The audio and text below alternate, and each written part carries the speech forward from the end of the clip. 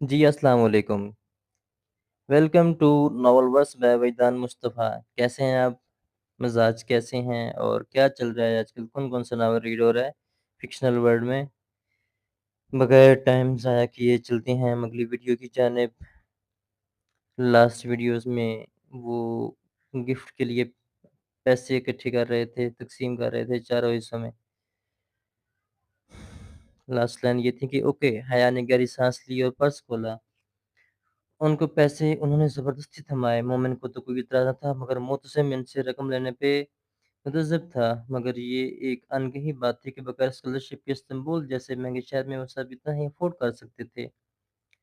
वो तीनों जवाहर के लिए निकल रहे थे। मुतसम ने बताया कि वो भी हुसैन से नज़र बचाकर घड़ी खरीद लाएँगे। इनको भी साथ चलने की पेशकश की और डीजे हाँ करने ही वाले थे कि हया ने इसका पाँव अपने जूते से ज़ोर से उछलते हुए बजाय मुस्कुराते हुए इनकार कर दिया। नहीं, आप लोग जाएँ, हम आज ही होकर आए हैं। वो तीनों चले गए तो डीजे ने बुरा सा मुँह बनाकर उसे देखा। तुमने इनकार क्यों किया? पागल औरत, तुम पाकिस्तान से आई हो या न्यूयॉर्क से? उनकी दावत कबूल कर ली, यही बहुत है। अब हम उनके साथ सैर-सपाटों पे निकल जाएँ, दिमाग ठीक है? मगर वो तो हमारे भाइयों की तरह हैं। पीछे हमारे असली वाले भाइयों को पता चले तो कल ही पाकिस्तान वापस बुलवा लेंगे। इसलिए अपनी औकात में वापस आओ और रात के खाने की तैयारी करो। वो मोबाइल के साथ थी हैंड फ्रीज़ कानों में लगाते हुए बोली, ज़हर मिला कर दूँगी तुम्हें। डीजे बनाती हुई पैर पटक कर उठी, और अगर तुम चावलों में पे ऑमलेट डालकर लाई तो मैं सारी डिश तुम्हारे ऊपर पलट दूँगी। वो वहीं सोफ़े पे लंबी बैठी है, मोबाइल की बटन दबा रही थी। धीमा म्यूज़िक इसके कानों में बजने लगा। डीजे गुस्से में बहुत कुछ कहती मगर इसे सुनाई नहीं दे रहा था। वो आँखें मूंदे हुए वो आँखें मूंदे हौले-हौले पाँव जलाने लगी। डीजे पैर पटक कर बाहर निकल गई। वो रात वैलेंटाइन की रात थी। डीजे कॉमन रूम में मुनअक़दा इस ऑल गर्ल्स पार्टी में जा चुकी थी, जो लड़कियों ने मिलकर दी थी, जबकि हया आईने के सामने खड़ी अपना काजल दुरुस्त कर रही थी। इसकी तैयारी मुकम्मल थी, लेकिन जब तक वो अपनी आँखों के कटोरे काजल से भर न लेती, उसे तसल्ली नहीं होती थी। अभी वो काजल की सिलाई की नोक आँख के किनारे से रगड़ रही थी कि दरवाज़ा बजा। धीमी-सी दस्तक और फिर खामोशी। उसने काजल की सिलाई नीचे की ओर पलट कर देखा, ये अंदाज़ डीजे का तो नहीं था। वो यूँ ही काजल पकड़े आगे बढ़ी और नाक घुमाकर दरवाज़ा खोला। बाहर कल बालकनी में रोशनी थी। जैसे ही उसने दरवाज़ा खोला, बालकनी तारीक हो गई। गालबन सीढ़ियों के ऊपर लगा बल्ब बुझ गया था। कोई आकर वापस पलट गया था? कौन? उसने गर्दन आगे करके राहदारी में दोनों से मत देखा। हर सू खामोशी थी। बालकनी वीरान थी। वहाँ सर्दी थी और अंदर कमरा गर्म था। वो चंद सानिये खड़ी रही, फिर धीरे से अचकाकर पलटने लगी थी कि ओह नहीं! इसके लबों से उकताई हुई कराहट निकली। चौखट पे इसके कदमों के साथ सफ़ेद गुलाबों का बुके और बंद लिफ़ाफ़ा रखा था। वो झुकी, दोनों चीज़ें उठाईं और जारहाना अंदाज़ में लिफ़ाफ़े का मुँह फाड़ा। अंदर रखा चौकोर सफ़ेद कागज़ निकाला और चेहरे के सामने किया। Happy Valentine day from your Valentine. उसने लब भींचकर तनफ़्फ़ुस से वो तहरीर पढ़ी, फिर बेहद गुस्से से कागज़ मरोड़कर गुलदस्ते समेत पूरी कुव्वत से राहदारी में दे मारा। ओच! वापस मुड़ने ही लगी थी, जब किसी की बौखलाई हुई आवाज़ सुनी। उसने चौंक कर पीछे देखा। गुलदस्ता और कागज़ सीधा हाथ वाले कमरे से निकलते मुँह को जा लगे थे। उसने ठुकरा कर अब इसके कदमों पे पड़े थे। ये क्या है? वो हक्का-बक्का खड़ा था। आई एम सॉरी मोहतसम, वो शदीद बेचारी से बमुश्किल ज़ब्त करके बोली। मोहतसम को वज़ाहत देने का सोच कर ही इसे कोफ्त होने लगी थी। ये मैंने तुम्हें नहीं दिए, बल्कि किसी फ़ज़ूल इंसान ने मुझे भेजे हैं। मुहसिन ये मैंने तुम्हें नहीं दिए, बल्कि किसी फ़िज़ूल इंसान ने मुझे भेजे हैं। तुम बुरा मत मानना और इनको डस्टबिन में डाल देना। वो एक हाथ दरवाज़े पर रखे, दूसरे में काजल पकड़े ज़रा रिखाई से बोली। मुहतसिम ने झुककर वो कागज़ उठाया, सीधे होते हुए इसकी शिकनी दुरुस्त करके चेहरे के सामने किया। हया को कोफ्त होने लगी। मैं कह रही हूँ ना सॉरी। वो जो कदरे कुएँ सिकड़े कागज़ को देख रहा था, चौंक कर उसे देखने लगा। नहीं, इट्स ओके, मगर ये तुम्हें कुछ ज़बानी में तंग कर रहा है। वो तहरीर पे निगाह दौड़ाते तशवीश से पूछ रहा था, ये बात नहीं है, ये बहुत पहले से मेरे पीछे पड़ा है। लंबी कहानी है, जाने दो। उसने कूड़े में फेंक दिया। Good night. वो मज़ीद मरवत का मुज़ाहरा किए बगैर दरवाज़े का किवाड़ बंद करने ही लगी थी कि जब वो हौले से बोला, ये किला क्यों है? तुम रोई हो? कुछ था उसकी आवाज़ में। दरवाज़ा बंद करती हया ठिठका रुकी। फिर पुट ने हुआ क्या? और बहरहाल खुदी में कदम रखा। मैं क्यों रोऊँगी? वो कागज़ को देखते हुए बोली। मोहतसिम कागज़ निचले दाएँ तरफ के किनारे पर उँगली फेर रहा था। फिर ये गिला क्यों है? शायद फूलों पे पानी था। हया ने मकाने की आवाज़ में नफ़ी में गर्दन हिलाई। नहीं, ये तो मोटे लिफ़ाफ़े में मुहर बंद था। मोहतसिम ने वो नामिज़्ज़ा ख़ाक के करीब ले जाकर आँखें मूंदी साँस अंदर को खींची। स्ट्रेस लिमोलाइम मुतमज़्ज़ब हयासुद्दीन को देखने लगा। क्या कह रहे हो? मुझे कुछ समझ नहीं आ रहा। किसी ने इसके निचले किनारों पे लीमू का रस लगाया है। फिर उसने ज़रा चौंक कर हया को देखा। तुम्हारे पास माचिस है? वो जवाब दिए बिना उल्टे कदमों पीछे आए। दरवाज़ा पूरा खुलकर एक तरफ हो गई। मुबस्सुम कदरे झुका, फिर कागज़ पकड़े अंदर दाखिल हुआ। हया ने अपनी डीजे की मेज़ की कुर्सियाँ खींचकर आमने-सामने रखीं और फिर टाली की मेज़ पर चीज़ें उलट-पुलट करने लगी। क्या तुम भी बचपन में नींबू के रस और आग वाला खेल खेलते थे? वो अब इसकी दराज़ खोलकर कुछ ढूँढ रही थी। मुबस्सुम धीरे से हँसा। बहुत खेल खेले हैं, इनमें अक्सर आग वाले होते थे। फ़लस्तीन में बहुत आग है, शायद तुम ना समझ सको। चलो आज इन तुर्कों को खेल इसराइली आग से खेलते हैं। वो दराज से एक सिगरेट लाइटर निकाल कर सामने कुर्सी पे आ बैठी और लाइटर इसकी तरफ बढ़ाया। मुतसिम ने लाइटर का पहिया अंगूठे से दबाकर घुमाया तो आग का नीला जर्द सा शोला जल उठा। एहतियात से वो बेख्तियार कह उठी। मुतसिम ने जवाब नहीं दिया। वो खत के नम हिस्से को जो अभी तक नहीं सूखा था शोले के करीब लाया। जरा सी तपश में लिए लिफाफे उभरने लगे। बड़े बड़े करके लिखे अंग्रेजी के 3 हरूफ ARP, वो हरूफ एन फ्रॉम योर वैलेंटाइन के नीचे लिखे थे। वो दोनों चंद लम्हे कागज के टुकड़े पे उभरे भूरे हरूफ को तकते रहे, फिर एक साथ गर्दन उठाकर एक दूसरे को देखा। अर्प कैसा लफ्ज है ये? हना ने मुमकिन देखा कि दोनों तरीकों से हरूफ को मिलाकर पढ़ा। शायद कोई नाम? क्या आर्प कोई तुर्क नाम है? मालूम नहीं। मुझसे निशाने चुका दिए। हया सोचती निगाहों से कागज को तकती रही। क्या मैं तुम्हारी कोई मदद कर सकता हूँ? उसने एक नज़र मुतसम को देखा, फिर नरम सा मुस्कुराई। तुम कर चुके हो। वो हौले से मुस्कुराकर खड़ा हुआ और कागज मेज पर रखा। वो जो भी है, शायद तुम्हें अपना नाम बताने की कोशिश कर रहा है। वो कौन हो सकता है ये तुम बेहतर समझ सकती हो। मुझे अब चलना चाहिए। Thank you. मुझसे ने जरा सी सर को जंबिश दी और बाहर निकल गया। दरवाजे का किच्चर सस्त रवि से वापस चौखट तक जाने लगा। हया चंद लम्हे मेज पे रुके किनारे से पूरे कागज को देखे गई। फिर बेख्तियार किसी मैकेनिकी अमल के तहत उसने हाथ में पकड़ी काजल की सिलाई को सीधा किया और बाएं तले की पुश्त पे वो 3 हरूफ उतारे। ARP। दरवाजा चौखट के साथ लगने ही वाला था कि जरा सी दर से बहरादारी में गिरा गुलदस्ता दिखाई दे रहा था। एक दो पल मजीद गुजरे और जोरदार ठाक की आवाज के साथ दरवाजा बंद हो गया। वो अपनी हथेली की पुश्त पे स्याह रंग में लिखे वो 3 अल्फाज देख रही थी। ARP। उसने ऊपर बने कैबिनेट का दरवाजा खोला। चंद डब्बे उलट-पुलट किए। निचले खाने में सुर्ख मिर्चों का डब्बा नहीं था। वो एड़ियाँ उठाकर जरा सी ऊंची हुई और ऊपर वाले खाने में झाँका। वहाँ सामने एक प्लास्टिक के बेरंग डब्बे में सुर्ख पाउडर रखा था। उसने डब्बा निकाला और काउंटर की तरफ आई। वहाँ डीजे खड़ी स्लैब पे कटिंग बोर्ड के ऊपर प्याज रखे खटाखट काट रही थी। उसकी आंखों से आंसू गिर रहे थे। बिरयानी की मिकदार ज्यादा है। 4 चम्मच सुर्ख मिर्च के डाल देती हूँ, शायद ज़रा ज़ायका आ जाए। ठीक। वो खुद गुलामी के अंदर मैं कहती टोकरी से छोटा चम्मच ढूँढने लगी। हाँ, ठीक है, डीजे ने भीगी आँखें ऊपर उठाकर उसे देखते हुए रंधी आवाज़ में कहा और आस्तीन से आँखें रगड़ी। हया अब डीजे से चम्मच भर-भर कर दोई उड़ाते पतीले में डाल रही थी। बालों का ढीला सा जोड़ा उसके पीछे गर्दन पे झूल रहा था। सादा शलवार कमीज पे वो ढीला ढाला सा सब स्वेटर पहने हुई थी जिसकी आस्तीनें उसने कहीं तक मोड़ रखी थी। दुपट्टा एक तरफ दरवाजे पे लटका था और चंद लुटें जोड़े से निकलकर चेहरे की तरफ में लटक रही थीं। गोश्त में चमचा हिलाते हुए वो बहुत मसरूफ लग रही थी। वो दोनों इस वक्त अंजम बाजी के किचन में मौजूद थीं। सुबह अंजम बाजी डीजे को डाइनिंग हॉल में मिली तो शाम अपने घर की दावत खाने की दावत दे डाली, जो कि डीजे ने ये कहकर कबूल कर ली कि वो और हया मिलकर बिरयानी बनाएगी। अब सारी शाम ही वो दोनों हाले को लिए अंजम बाजी के अपार्टमेंट आ गई थीं। एक बेडरूम, लॉन्च और किचन में मुश्तमिल वो छोटा मगर बेहद नफीस और सलीके से सजाया अपार्टमेंट। हाले को इन्होंने लॉन्च में अंजम बाजी के साथ बैठा रहने दिया और खुद किचन में आकर काम में मसरूफ हो गई। ये पेंटिंग जुवित जी लाए थे जुवेद जी लाए थे इंडिया से। अंदर लॉन्च में अंजम बाजी को हल्की मुतला करती आवाज आ रही थी। जीजे ये जुवेद जी क्या है? उसने किधरे उलझ कर पूछा। उनका मतलब है जवेद जी, इनके हस्बैंड। डीजी ने सरगोशी की तो वो ओह कहकर मुस्कुराहट दबाती पलट कर उबलते चावलों को देखने लगी। जिस वक़्त अंजम बाजी और हाले किचन में दाखिल हुईं, हया पतीले का ढक्कन एहतियात से बंद कर रही थी।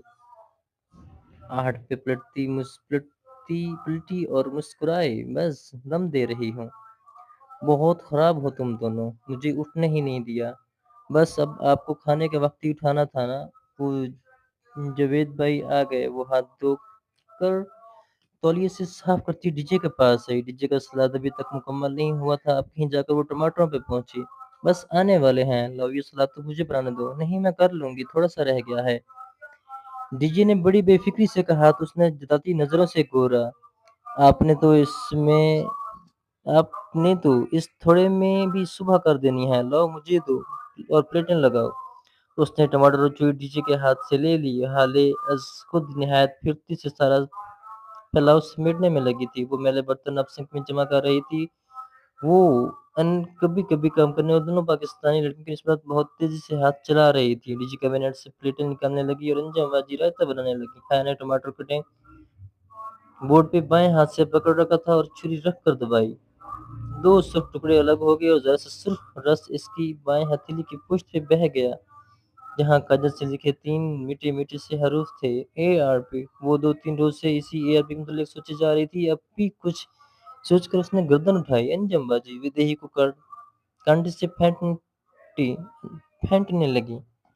अंजुम बाजी ने हाथ रोककर उसे देखा। "आपने किसी अरब के मुतल्लिक सुना है?" "अरब?" अंजुम बाजी ने हैरत भरी उलझन से दोहराया। "हाँ जी, अरब, एआरपी।" उसने वजाहत के लिए हैची करके बताया। "ओह, नॉट अगेन हया।" हाले जो सिंक के आगे खड़ी थी कदरे उतारकर पलटी। इसके हाथ में झाग भरा स्पंज था जिसे वो प्लेट पे मर रही थी। "तुम फिर वही मौजू लेकर बैठ गई हो?" उसके अंदाज में काफी बड़ा एहतजाज था, मगर हाले अब की उलझती थी। ये मौजू तो उसने अभी तक हाले के साथ डिस्कस नहीं किया था। फिर मैंने कहा था ये सब बेकार की बातें हैं, मगर मैंने पूछा ही क्या है? एआरपी, अब्दुर्रहमान पाशा और कौन? मैंने बताया था ना कि ये घरेलू औरतों के अफसाने से ज्यादा कुछ नहीं। ये इस्तांबुल है, यहाँ कानून का राज है, माफिया का नहीं। अब इसके बाद में इस मौजू पे कुछ नहीं सुनूंगी। हाले अब पलटकर झाग से भरी प्लेट को पानी से खंगाल रही थी और वो हरकतों के समुद्र में गिरी खड़ी थी। एआरपी, अब्दुर्रहमान पाशा, वो ये ख्याल से पहले क्यों नहीं आया? Okay okay. वो बज़ाहिर सर झुकाए टमाटर काटने लगी, मगर इसके ज़हन में बहुत से ख़्याल गुटमुट हो रहे थे। हारे और जहाँ दोनों एक जैसे थे और अपने इस्तांबुल के दिफ़ा के अलावा कभी कुछ नहीं कहेंगे। उसे यकीन था, मगर किसी के पास तो कुछ कहने के लिए होगा और उसे किसी को ढूँढना था। वो मेज़ लगा रही थी जब जावेद भाई आ गए। वो भी पीएचडी कर रहे थे और समाज में पढ़ाते भी थे। बेहद मिलनसार, सादा और खुश इखलाक से देसी मर्द थे। पुराने पाकिस्तानी ड्रामों के शौकीन, पुरस्कार टीवी के साथ रैकमैन की अनकही तन्हाइयों, धूप किनारे आंगन टेढ़ा, उल्फ अलिफ नून समेत बहुत से क्लासिक ड्रामों की डीवीडीज कतार में सजी थीं। वो इन दोनों मियाँ बीवी के एक दूसरे के लिए तर्ज तखातुब बहुत दिलचस्प था। "जुवेद जी, अंजू जी।" उसे बहुत हंसी आई। बाकी तीनों किचन में थीं। जब हया पानी रखे मेज़ पे आई तो जुवेद जी भाई को तन्हा बैठे पाया। वो किसी किताब की वर्कबर्दानी कर रहे थे। "जुवेद भाई," वो गिड़गिड़ाकर तस्हीक करती इनके सामने कुर्सी खींचकर बैठी। वो ततनकाओं से किचन के दरवाजे को देखा। "एक बात पूछनी थी आपसे।" "जी, जी, पूछिए।" वो फौरन किताब रखकर सीधे हो बैठे। "इस्तांबुल में एक इंडियन मुस्लिम रहता है, अब्दुर्रहमान पाशा का नाम। आप उसे जानते हैं?" वो मुहताज सी कुर्सी के किनारे टिकी, बोलते हुए बार-बार किचन के दरवाजे को भी देख लेती। "कौन बादशाह?" "वो बेवकूफ अदा वाला।" और हया को लगा उसे उसके जवाब मिलने वाले हैं। "जी, जी, वही वो खासा मशहूर है।" "हाँ, सुना तो मैंने भी है। बेवकूफ अदा में इसका काफ़ी होल्ड है। वो माल इम्पोर्ट एक्सपोर्ट करता है। क्या वो माफिया का बंदा है, असलम स्मगल करता है?" एक प्रोफेसर को माफिया के बारे में क्या मालूम होगा, हया? वो शायद से मुस्कुराई। "यानी कि वो वाक़ई माफ़िया का बंदा है। आपको मालूम भी है, मगर आप इत्तराफ़ नहीं करना चाह रहे।" उसने अंधेरे में तीर चलाना चाहा। "मैं ठीक से कुछ नहीं जानता।" उन्होंने सादगी से हथियार डाल दिए। दफ़ातन किचन से अंजुम बाजी की चीख बुलंद हुई। वो जो कुर्सी के किनारे पे टिकी थी, घबरा उठी और किचन की तरफ लपकी। "क्या हुआ अंजुम बाजी?" सुर्ख़ बबू का चेहरा और आँखों में पानी लिए खड़ी थी। इनके हाथ में खाली चमचा था। "मिर्चें, इतनी मिर्चें हया?" "नहीं, ये तुर्की की मिर्चें फिर फीकी होती हैं। मैंने सिर्फ़ 4 चमचे।" 4 चमचे? उनकी आँखें फैल गईं। "ये तुर्की की नहीं, ख़ालिस मुंबई की मिर्चें हैं।" میں سارے مثالیں وہیں سے لاتی ہوں۔ اوہ نہیں! اس نے بے اختیار دل پہ ہاتھ رکھ کر جبکہ ڈیجی ہنس کر دوری ہو رہی تھی۔ سردی کا زور پہلے سے ذرا ٹوٹا تھا۔ اس صبح بھی سنہری سی دھوپ ٹکس مسکور پہ بکھری تھی، جسم آزادی کے گرد ہر سونے کے ذرات چمک رہے تھے۔ وہ دونوں سست روی سے سڑک کنارے چل رہی تھیں جب ڈی جی نے پوچھا، یہ ڈکسم نام کتنے مزے کا نام ہے، اس کا کیا مطلب ہوا بھلا؟ میں شہری کی میئر ہوں جو مجھے پتا ہوگا۔ نہیں، وہ میری گائیڈ بک میں لکھا تھا کہ ٹاکسم عربی کا لفظ ہے اور اس کے معنی شاید بانٹنے کے ہیں، کیونکہ یہاں سے نہریں نکل کے سارے شہر بڑھ جاتی ہیں۔ تمہیں عربی آتی ہے اس لیے پوچھ رہی ہوں؟ عربی میں تو ٹاکسم نام کا کوئی لفظ نہیں ہے، اور عربی میں بانٹنے کو تقسیم کہتے ہیں۔ وہ ایک دم رکے ہوئے اختیار سر پہ ہاتھ مارا۔ او، ٹاکسم یعنی تقسیم۔ اگر گوروں کی طرح منہ ٹیڑھا کر کے پڑھو تو تقسیم یا قسم یا ٹکسم بن جاتا ہے۔ ٹکسم، واو! وہ دونوں اس بات پہ خوب ہنستی ہوئی آگے بڑھنے لگیں۔ وہ شاپنگ کرتے سے آج استقلال اسٹریٹ کی طرف آئیں۔ استقلال جدیسی اسٹریٹ ٹکسم کے قریب سے نکلنے والی ایک لمبی سی گلی تھی۔ وہ اگلی دونوں اطراف سے قدیم آرکیٹیکچر والی اونچی عمارتوں سے گھری تھی۔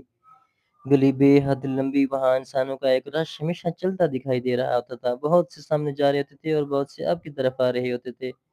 ہر شخص اپنی دھن میں تیز تیز قدم اٹھا رہا ہوتا تھا۔ گلی کے درمیان ایک پٹڑی بنی تھی جس پہ ایک تاریخی سرخ رنگ کا چھوٹا سا ٹرام چلتا تھا۔ وہ پیدل انسان کی رفتار سے دگنی رفتار سے چلتا اور گلی کے ایک سرے سے دوسرے تک پہنچا دیتا۔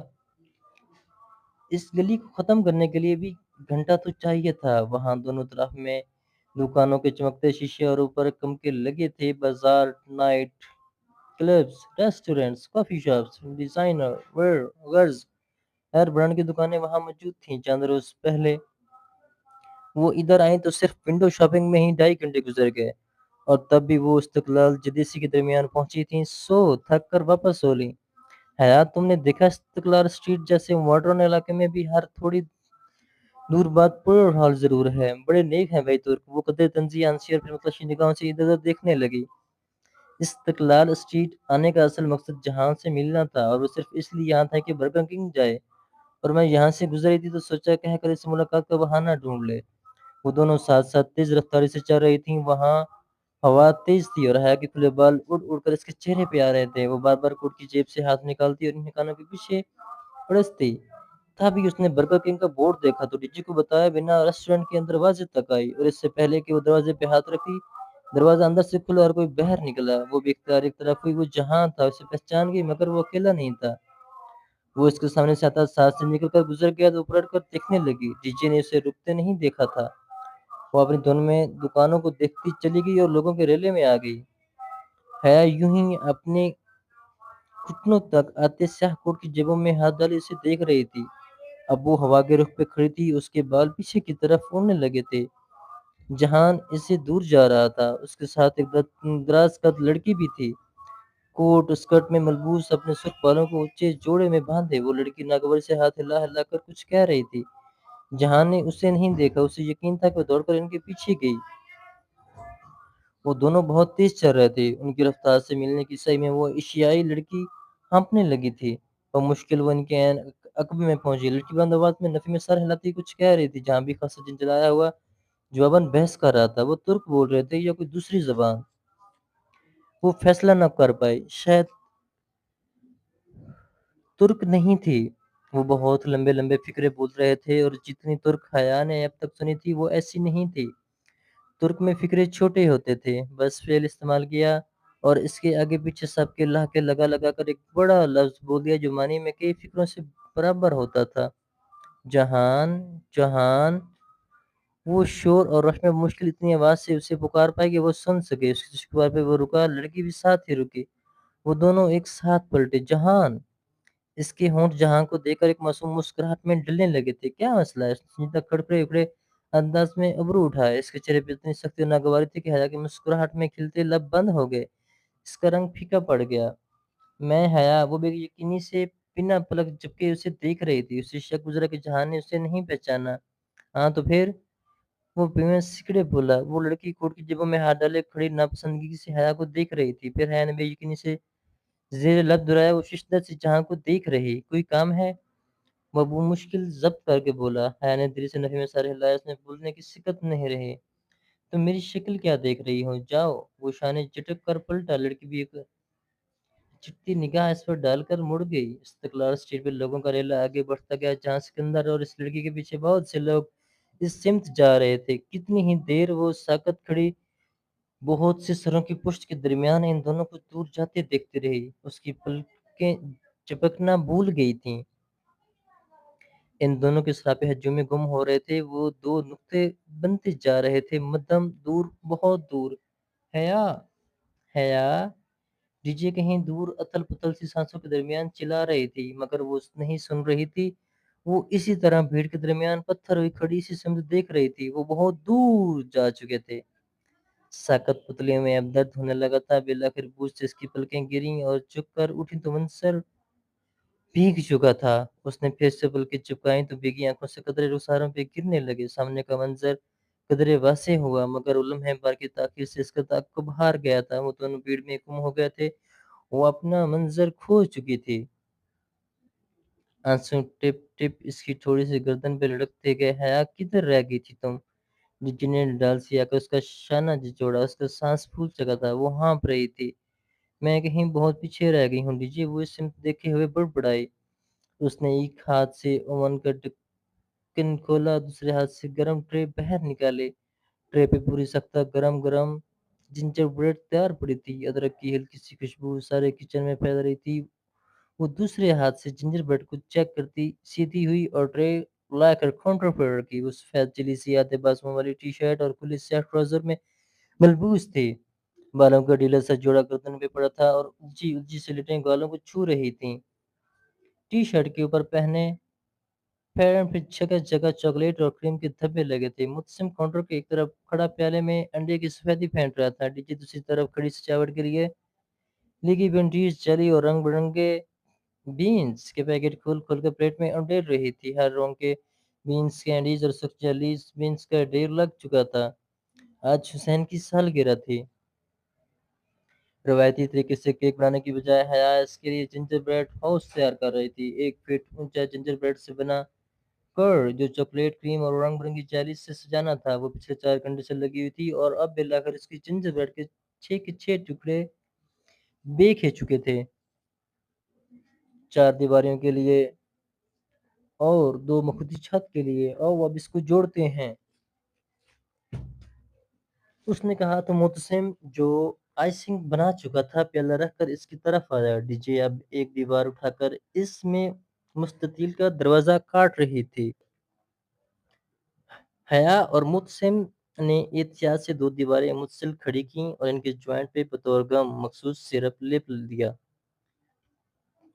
پھر بہت آہستہ سے دونوں نے اپنے ہاتھ اٹھائے۔ دیواریں سیدھی کھڑی رہیں، سیرپ نے ان کو چپکا دیا تھا۔ زبردست! وہ پرجوش سی ہو گئی۔ اس کا گھر بن رہا تھا، یہ خیال ہی اس کی ساری تھکاوٹ بھگا کر لے گیا۔ وہ دونوں اب اگلی دیوار جوڑنے لگے۔ حیا کے ماتھے سے جلتی لٹ بار بار آنکھوں کے سامنے آتی، وہ بار بار ہاتھ سے اسے پیچھے ہٹاتی۔ پوروں پہ لگے چاکلیٹ سیرپ کے دبے اس کے رخسار پہ لگ گئے، مگر پرواہ کسے تھی؟ 4 دیواری بن گئی تھی۔ اب انہوں نے 2 مستطیل ٹکڑوں کو اوپر الٹے وی کی طرح رکھا اور جوڑ پر سیرپ لگایا۔ کافی دیر بعد انہوں نے اپنے ہاتھ اٹھائے، چھت برقرار رہی، سیرپ سوکھنے لگا تھا، چھت مزید مضبوط ہو گئی۔ حیا، تم گریٹ ہو! وہ پورا سا گھر بنا رنگ یا آرائش کے بھی اتنا پیارا لگ رہا تھا کہ معتصم بے اختیار ستائش سے بولا، مجھے پتا ہے وہ تیری سی ہنسی۔ وہ تینوں اب کینڈیز، وینٹیز اور جیلین سی دیواروں کی سجاوٹ کرنے لگے۔ وہ ہر ڈیکوریشن کے ٹکڑے کے پیچھے ذرا سا سیرم لگا کر اسے دیوار سے چپکا دیتے۔ پورے گھر پہ جگہ جگہ سرخ، سبز اور نیلے بٹن کی مانند آنکھیں ابھرنے لگی تھیں۔ ذرا سی دیر میں گھر سج گیا۔ ڈی جی نے سفید کریم سے کھڑکیوں کی چوکور چوکھٹیں بنائیں اور اندر نیلی کریم کا رنگ بھر دیا۔ اب استنبول کی برف باری کا مزہ اپنے گھر کو بھی چکھائیں۔ حیا آئسنگ شوگر اور چھلنی لے آئی۔ اس نے سفید سوکھے آٹے کی شکل کی آئسنگ شوگر چھلنی میں ڈالی اور گھر کے اوپر کر کے چھلنی آہستہ آہستہ ہلانے لگی۔ چھلنی کی سوراخوں سے سفید ذرے نیچے گرنے لگے۔ پورے گھر پہ برف باری ہونے لگی اور ہلکی سی سفید تہ چاکلیٹ سے ڈھکے گھر پہ بیٹھنے لگی۔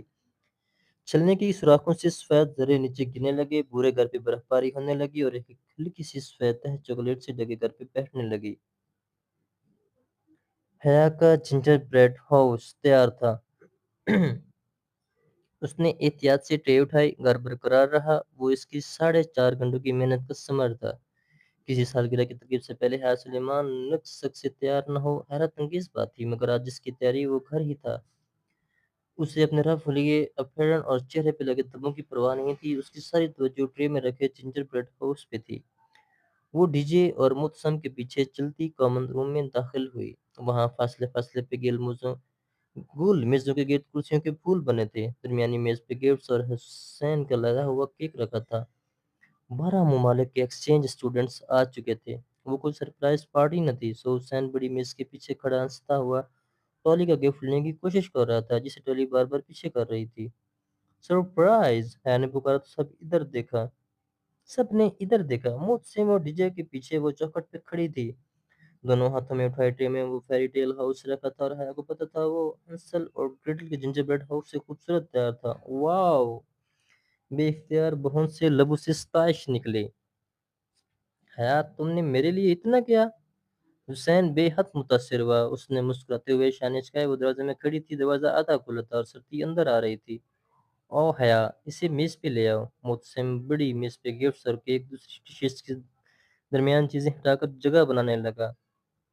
سردی کی لہر دروازے سے اندر گھس رہی تھی۔ اس نے بائیں ہاتھ میں ٹرے پکڑی، دایاں ہاتھ بڑھا کر دروازہ دھکیلنا چاہا۔ وہ بدقسمتی کا لمحہ تھا۔ دروازے کے ناپ اس نے چھوا ہی تھا کہ دروازہ زور سے پورا کھلا اور کوئی تیزی سے اندر داخل ہوا۔ کھرتے دروازے نے اس کا بڑھایا ہاتھ پیچھے دھکیلا تو وہ دروازہ برقرار نہ رکھ سکی۔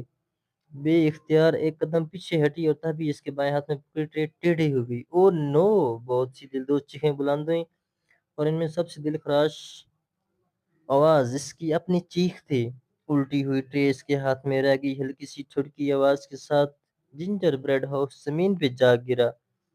ہر دیوار ٹکڑوں میں بٹ گئی، بنٹیز اور جیلیز ادھر ادھر بکھر گئیں۔ فرش پہ بریڈ، چاکلیٹ، کریم اور رنگ برنگی بنٹیوں کا ایک ملبہ پڑا تھا، اور وہ سب سناٹے کے عالم میں پھٹی پھٹی نگاہوں سے اسے دیکھ رہی تھے۔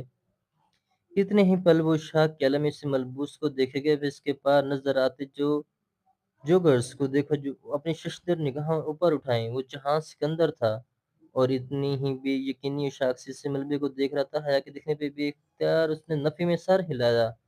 حیا، I'm sorry، میں نے جان بوجھ کر نہیں، مجھے نہیں پتا تھا کہ تم سامنے ہو۔ او گاڈ! تاسف ملال کے بارے وہ کچھ کہہ نہیں پا رہا تھا۔ وہ جو پھٹی پھٹی نگاہوں سے اسے دیکھ رہی تھی، ایک دم لب بھینچ گئی۔ اس کی آنکھوں میں تحیر کے غصے نے لیلی خون کی سرخ لکیریں اس کی آنکھوں میں اترنے لگیں۔ وہ ایک دم جھکی، بریڈ کا ٹوٹا کریم میں لتھڑا ٹکڑا اٹھایا اور سیدھا ہوتے ہوئے پوری قوت سے جہاں کے منہ پہ دے مارا۔ وہ اس غیر متوقع حملے کے لیے تیار نہیں تھا۔ کریم میں لتھڑا ٹکڑا اس کی گردن پہ لگا تو وہ بے اختیار 2 قدم پیچھے ہٹا۔ ٹکڑا اس کی شرٹ پر سے پھسلتا نیچے قدموں میں جا گرا۔ اس نے گردن پہ لگی کریم کو ہاتھ سے چھوا اور پھر انگلیوں کے پوروں کو بے یقینی سے دیکھا۔ حیا، میں نے جان بوجھ کر نہیں کیا۔ وہ سرخ لبوں سے آنکھوں سے لب پینچے جہاں کو دیکھ رہی تھی۔ اس نے لب اتنی سختی سے پینچ رکھے تھے کہ گردن کی رگیں ابھرنے لگی تھیں اور کنپٹی پہ نیلی لکیر نظر آ رہی تھی۔ وہ بالکل چپ کھڑی گہرے گہرے سانس لے رہی تھی۔ حیا، اٹس اوکے، حسین پریشانی سے آگے بڑھا۔ ٹیچر محسن اس کے ساتھ تھے۔ حیا، میں نے واقعی نہیں دیکھا تھا کہ تم shut up, just shut up. وہ اتنے زور سے چلایا کہ آگے بڑھتا حسین وہیں رک گیا۔ چلے جاؤ تم یہاں سے، کہیں بھی چلے جاؤ، مگر میری زندگی سے نکل جاؤ۔ تم میرے لیے عذاب اور دکھ کے علاوہ کچھ بھی نہیں لائے۔ نکل جاؤ اس کمرے سے۔ اس نے اردو میں چلا کر کہا تھا۔ 12 ملک ایکسچینج اسٹوڈنٹ میں سے کوئی اردو نہیں سمجھتا تھا سوائے ڈی جے کے، مگر وہ تمام متعصب کھڑے طلباء سمجھ گئے تھے کہ وہ کیا کہہ رہی ہے۔ حیا، جہاں کی آنکھوں میں دکھ ابھرا، میرا نام بھی مت لو، میرا نام بھی مت لو۔ اور یہیں کرتے ہیں اس ویڈیو کا اختتام، اور آپ سب سے گزارش ہے کہ میرا یوٹیوب چینل ناول ورس میں وجدان مصطفیٰ کو ضرور سبسکرائب کریے، اور آپ سب کی بہت زیادہ سپورٹ چاہیے اپنے اس شوق کو آگے بڑھانے کے لیے۔ بہت شکریہ آپ سب کا۔